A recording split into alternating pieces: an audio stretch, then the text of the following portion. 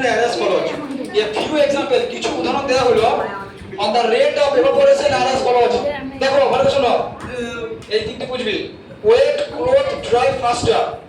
Wet cloth dry faster when hang outside on a sunny day than if they are hung indoors.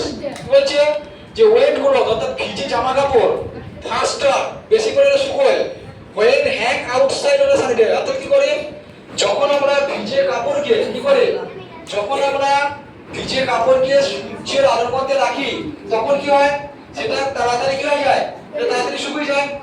তার থেকে কোনখান থেকে, যদি আমরা ভেতরে রাখি, যেমন আমরা মিশনে আছি ধর কি, তো আমাদের জামা কাপড় রোদ পেছনে ভেতরে মেলে দিচ্ছি, তাহলে সেটা শুকুইতে, অর্থাৎ এভাপোরেটস মানে কি, যে শুকানো, কি করা, শুকিয়ে যাওয়া। তাহলে কি হয়ে যায়, যে শুকিয়েছে, তাই তো।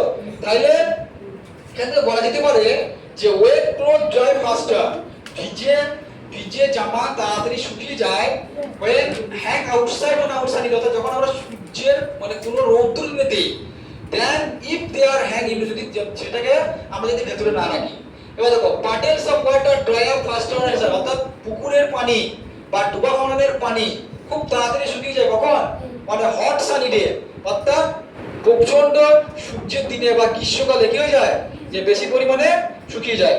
on heating water in a pan the evaporation rate increases on heating, যখন আমরা কোনো প্যানকে হিট করি, কি করে, যখন কোনো আমরা প্যানকে হিট করি the evaporation rate increases, evaporation rate কি হয় যায়, যে বাষ্পীভবনের হারের পরিমাণ বেড়ে যায় and the level of water in the pan decreases, এরপর কি হয়ে যায়, আরেকটা কি, যে level of water pan decreases, প্যানের পরিমাণ কমে যায় much faster, খুব তাড়াতাড়ি if it is just the temperature, অর্থাৎ যদি এটাকে আমরা কি করি, একটা রুম টেম্পারেচারের মধ্যে রেখে দিই, অর্থাৎ একটা যদি রুম টেম্পারেচারের মধ্যে যদি কোনো প্যানে পানি দিই তাহলে কি হবে, সেটা খুব তাড়াতাড়ি এভাপোরেশন হবে না।